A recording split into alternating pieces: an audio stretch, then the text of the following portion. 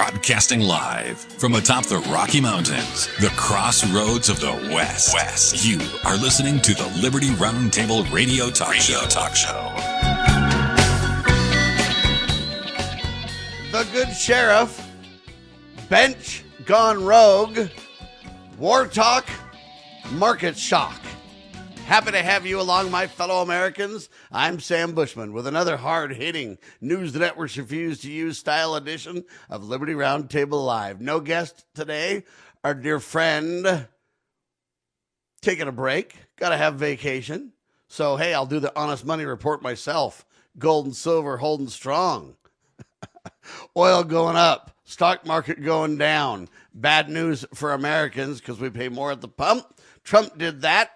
And to exhibit more concern, War Talk, Market Shock. We'll get into that as the broadcast unfolds as well, because Trump last night told you that on one hand, we've decimated them. We're on the right track. The war's about to end. The problem is nobody believes it, right? Trump is losing credibility. I hate to say this, big time. MAGA's split. Trump's losing in the courts, losing everywhere. I hate to be so negative on the Donald, but man, President Trump, you have got to do something significant, my friend, if you want to hold on to the House and the Senate in the midterms. And it's looking really bleak because it's the economy, stupid, and because I don't see what the Democrats have accomplished, but I also don't see what the Republicans have accomplished. All the Republicans can say is we're better than the Democrats. Well, no duh, that's true. But how much better is the question? It turns out to be the left and the right wings of the same bird of prey, just like Pat Buchanan has been telling us for a long time, ladies and gentlemen. All right, welcome to the show. Sheriff wins big. Court delivers blow to Maryland's ultra sanctuary city scandals. Yeah, check out this video. It's a little bit long, but man, the good sheriff wins big, and we've got to give a shout out to him, and we've got to highlight this story big time. The Constitutional Sheriffs and Peace Officers Association is delighted, CSPOA.org, and so am I over at Liberty Roundtable Live. Here it is.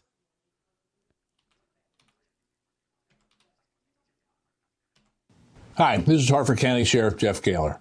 Just when I thought Maryland could not get any more woke, I'm proven wrong yet again. The disconnect from real-world public safety concerns, unfortunately, continues. Last Friday, March 20th, the Public Defender's Office served a subpoena on the warden of the Hartford County Detention Center on behalf of a criminal illegal alien, i.e. a person not in the United States legally, who was reportedly living at an address in Baltimore City and is, in fact, a citizen of Ecuador. This individual was turned over to ICE from our jail on March 6th after serving a 37-day jail sentence. As to why he was in our jail, well, he was arrested by the state police on January 28th for DUI here in Hartford County, and at that time, he was found to be more than 2 times over the legal limit, and he was also charged with fleeing and eluding and other serious charges. So why am I telling you all this today? Well, the Office of the Public Defender tried to interpret the new 287G ban recently signed into law to mean something that it does not. In what we believe to be the first legal challenge to the new law in support of criminal illegal aliens, the Office of the Public Defender filed a court challenge naming our warden, your warden, as the defendant for honoring an ICE detainer on a criminal illegal alien. These detainers ensure illegal aliens are turned over for deportation proceedings and not released back into our communities to again endanger the lives of innocent people. Yes, indeed, the General Assembly and Governor Moore did ban 287G agreements. However, they did not restrict our ability to do a 48-hour hold for a federal partner like ICE who has issued a detainer for this individual. While this is ultra sanctuary state craziness, a worse shock came with the response from County Executive Cassidy's law department. Despite a legal obligation to defend our men and women in duties related to our correctional function, Cassidy's appointed county attorney refused to represent our warden. When we communicated with Cassidy's administration to include the county executive himself concerning the public defender's efforts, They first reminded us of the county attorney's previous direction to follow the attorney general's guidance. You remember that, the direction that Mr. Castley criticized his own county attorney for ever sending to me, and then promised all of you his support for working with our federal partners. Well, this was the first test of those claims, and the result is the Castley administration refused to represent the sheriff's office in a case where we were following the law and working with ICE to deport a criminal illegal immigrant. When the county turned its back on us and all of our citizens who want us to partner with ICE, thankfully, State's Attorney Allison Healy stepped up. She recognized that this wasn't just about a legal challenge or procedural dispute. It was a stand for our ability to continue to work with our federal partners to remove criminals from our community. Allison personally took the lead in defending our warden in court and ensuring he did not stand unrepresented without legal counsel. And I'm proud to say she won, we won, and you won. The court upheld our right to cooperate with our federal authorities and to honor detainers in order to keep dangerous individuals out of our neighborhoods. I want to thank Allison Healy for standing with us. Together, we will continue our work to keep dangerous individuals engaged in criminal activity who are unlawfully present in this country out of our communities and protect the safety of our residents. In Hartford County, our position is clear. If you're in our country illegally and you commit a crime in our community, you will be held accountable. Period. Ladies and gentlemen, I love it. This is huge. In a decisive court victory, Sheriff Jeff Gahler of Hartford County, Maryland, handed the state sanctuary policy a major setback, ladies and gentlemen. This marks a strong win for the rule of law, for law enforcement, for accountability, and most importantly, for safety for we the people in the United States. I dig it. Sheriff, wonderful job. Again, the good sheriff, ladies and gentlemen. Next one, bench gone rogue. This is a sad tale to tell. I'll tell you what, man, birthright citizenship in the news. But it raises alarms, ladies and gentlemen. Why are we having the courts decide this stuff? Trump sitting in the courtroom, the first president to do so, fine. But the bench has gone rogue. Birthright now raises alarm over judges making laws rather than Congress, folks. The law is vague on this. The 14th Amendment's very clear, but the law is so vague that people don't know, and there's arguments on both sides of this thing. But at the heart of the birthright citizenship fight is a constitutional line in the sand. Courts are supposed to, listen up, interpret law when it's clear. But if it's vague, if Congress has failed to act, you can't have the courts making new law, creating new law, especially when Congress has literally failed to act. The 14th Amendment, ladies and gentlemen, explicitly gives Congress the enforcement power. And you basically cross into activism as a judge when it's not very clear from Congress. And then, hey, the courts are making the decisions about policy. It crosses into activism, ladies and gentlemen. It undermines the separations of powers in the Constitution. If the law is vague, ladies and gentlemen, the courts should not, I repeat, should not become the legislative body. Congress must write the law. So let me explain how I envision this from a constitutional perspective. Do I know everything? No. Am I a constitutional scholar? Absolutely. But here's the deal. If Congress hasn't visited this issue for a long time, and if the 14th Amendment grants Congress the authority to decide this stuff, and the Founding Fathers had a view, and it was a certain way, and then it changed, and it's become vague, the courts don't just make law and decide and demand what it is. Congress needs to get off their recess derrieres and get back in doing the people's business. All right? Come on back to Washington, D.C. We've hired you not to be on vacation. We've hired you to deal with these things. And while the courts battle it out and Trump watches, courts are going to end up creating law if we're not very careful. Courts need to have the humility the integrity to say we are not the law. We interpret the law. And the law is so vague right now, we're having a hard time interpreting it. So Congress, get your butts back and do the people's business. What do you intend? See, this is not only a birthright citizenship discussion, but why don't we have Congress get on the immigration discussion? Half the deportations and everything else is going on because there's no clarity from Congress. And the courts haven't taken a lot of it up because it's too sticky of a political topic. I'm telling you right now, the courts have gone rogue on so many topics. We should start impeaching judges. And Congress, get back to work, ladies and gentlemen, or you should all be fired midterms. That's my humble opinion, to which I'm entitled. You're watching and listening to the one and only Liberty Roundtable Live. Regrets?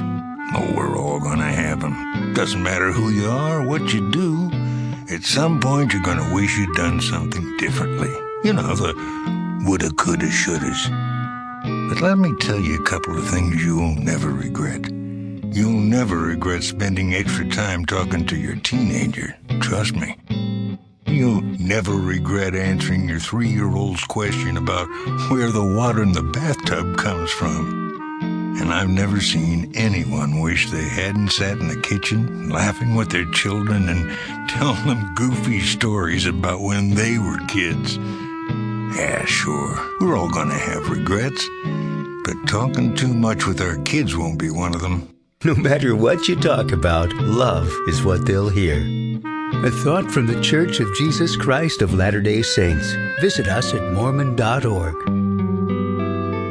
Former Sheriff Richard Mack recounts in his book The Proper Role of Law Enforcement how he came to realize while working as a beat cop how wrong the all-too-common orientation of police officers is when they think of their job as being to write tickets and arrest people. Richard Mack tells of his personal transformation from by-the-number cop to Constitution-conscious defender of citizen safety and freedoms. Learn what it really means to serve and protect. Purchase your copy at CSPOA.org. That's CSPOA.org. In the medical field, IT security is crucial. Our highly skilled consultants are HIPAA certified and have 20-plus years of experience servicing medical clinics, billing, and supply companies. We offer comprehensive endpoint protection, guarding your computers and servers against all stages of threats. And with our 24/7 monitoring services, you'll never worry about extensive downtime again. Ready to level up your IT support? Call 801-706-6980 today and discover how great IT services can be with managed IT services.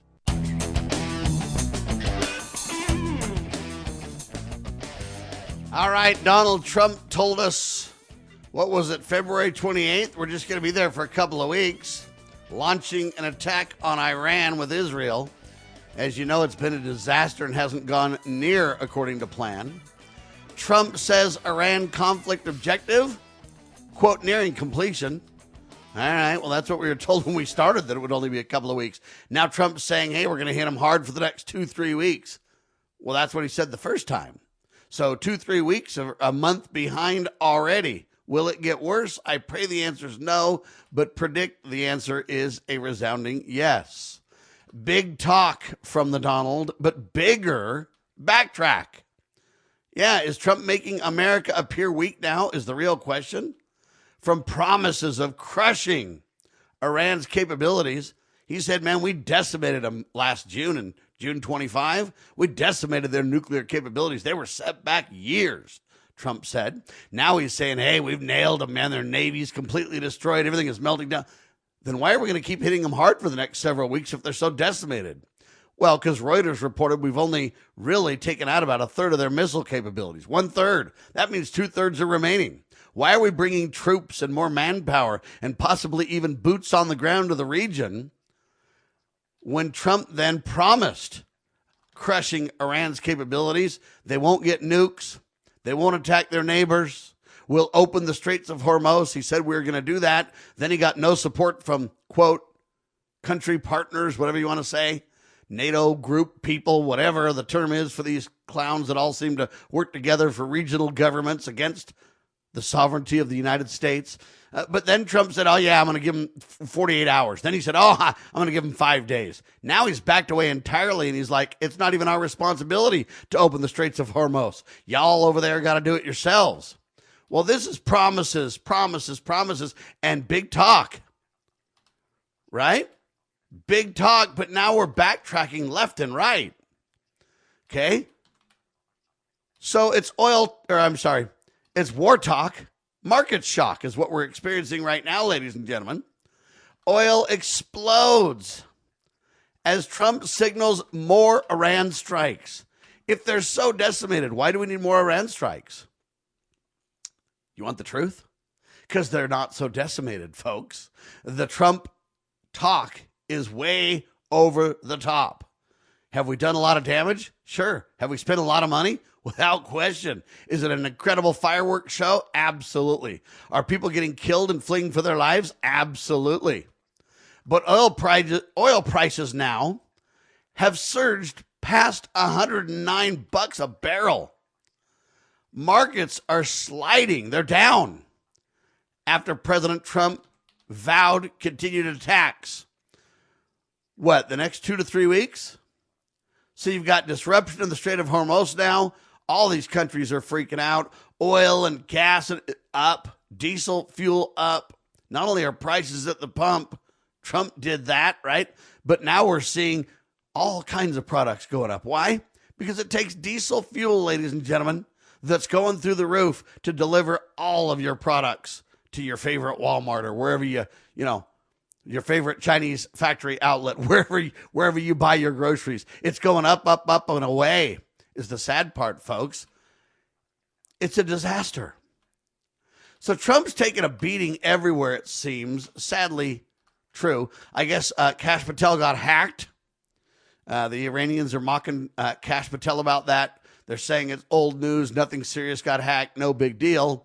I'm just telling you right now, it is a big deal. We can pretend that it's not if we want to, but every one of these things are a big deal because it shows that Iran has a lot more capabilities than we estimated or than we thought or believed they had. I don't know what they have. I just know if they're backed by China and Russia and possibly even North Korea, they're backed by some of the biggest sticks in the world, not counting the United States. Now, are they as big as America is? Do they have as advanced of a military as we do? No. And I would say to this point still, not even close. But again, let's just say on the David and Goliath discussion. If you're not very careful, you run around pretending you're Goliath and David will take you down, right? Was he capable to fight hand-to-hand with Goliath? No, but he knew better. David was a little kid, but he also knew what his strengths were, and a little pebble took down Goliath, right? Now, am I saying that Iran's going to take down America? No, not even close. I'm not saying that. But I don't know that Trump expected the Straits of Hormuz to get closed and nobody to come to our aid to help it become open. I'm not so sure that Trump really estimated the drone technologies where they could literally fire things at us and it would take us millions of dollars to stop and they would just spend thousands to crank it up. I don't know that we realized how many missiles they really had and how capable they would be to continue firing those missiles. Think about it. After a month of straight attacks by Israel and the United States, Reuters is reporting that we've only decimated about a third of their missile capabilities. They've still got the Strait of Hormuz closed with these underwater mines or whatever they call them that are dangerous. So I'm not defending Iran, folks. I'm just telling you that I think we vastly underestimated the reality on the ground. Now the question is, are we going to have to put troops on the ground? And I pray the answer is no.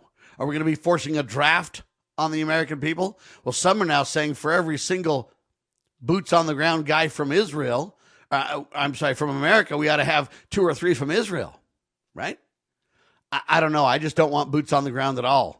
And I pray we can get out of it in 2 or 3 weeks. I pray President Trump's right, but the stock market's down and gas prices are up because people are going, whoa, this is way more than we expected it to be.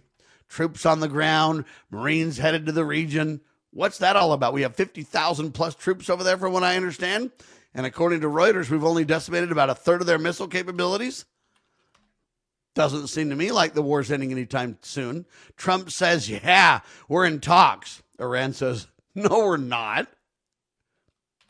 Who do you believe? Donald or the Iranians?